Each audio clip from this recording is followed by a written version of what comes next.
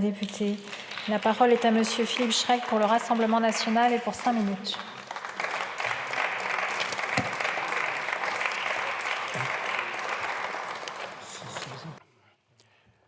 Madame la Présidente, Monsieur le Ministre, Madame, Messieurs les rapporteurs, mes chers collègues, depuis le début de cette législature, il faut voter le budget de la justice, nous assène-t-on, et à plus forte mesure lorsque nous nous situons dans la foulée d'une loi de programmation.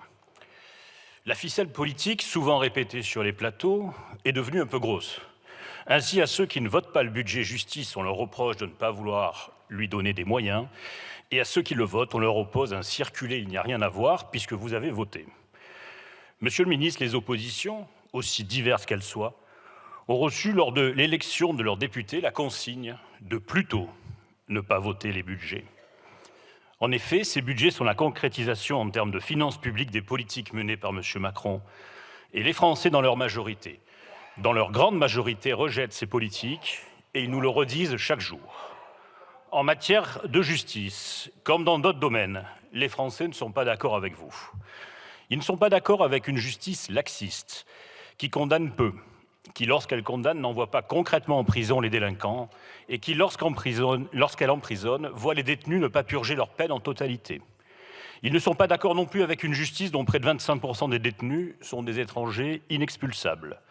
Ils ne sont pas d'accord avec une justice des mineurs ou prétendus mineurs, qui est un naufrage, qui est désormais sous les radars et qui représente le terreau du futur terrorisme. Ils ne sont pas d'accord avec le traitement quotidien de la délinquance, trop souvent appelée incivilité, et qui laisse trop de victimes sur le bord de la route. Les Français ne sont pas d'accord non plus avec la gestion des prisons, où le personnel est en danger, qui sont des lieux de non-droit, des centres de commandement des trafics lorsqu'on n'y fait pas du karting.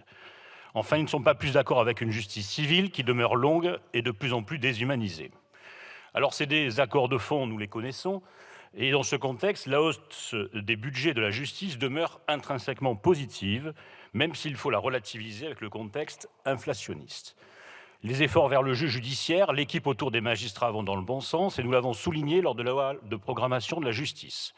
Nous maintenons que les budgets sont insuffisamment déployés en direction des greffiers, sans lesquels la justice ne peut être rendue. Le plan 15 000 places de prison, ou 18 000 selon les jours, verra-t-il le jour, au terme de 6 ans de retard? Il faut bien sûr en accepter l'augure. Ce plan qui devient sous-dimensionné est indispensable, que ce soit pour la dignité des détenus ou la sécurité du personnel.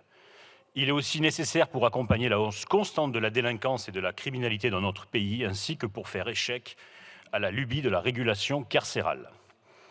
Enfin, nous revenons sur notre travail en commission et nous ne comprenons pas pourquoi nos amendements ont été mécaniquement rejetés, même lorsqu'ils représentent une charge financière mesurée. Nous avons demandé l'augmentation des budgets dédiés aux bracelets anti-rapprochement. Ce fut non. Nous avons demandé des meilleurs traitements pour les greffiers. Ce fut non. Nous voulons mieux pour les surveillants pénitentiaires. C'est encore non.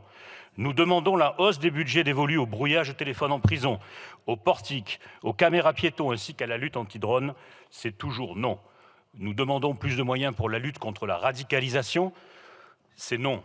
Nous demandons la hausse de l'aide juridictionnelle pour éviter une justice à 2 vitesses en ces temps d'inflation. C'est encore non.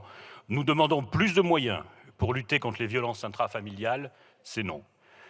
Monsieur le ministre, vous le comprendrez, cela fait beaucoup de non qui nous sont opposés par celui qui nous demande un oui. Les budgets sont une chose, leur fléchage en est une autre. Il vous appartient peut-être d'envoyer quelques signes à l'occasion des débats à venir. Je vous remercie.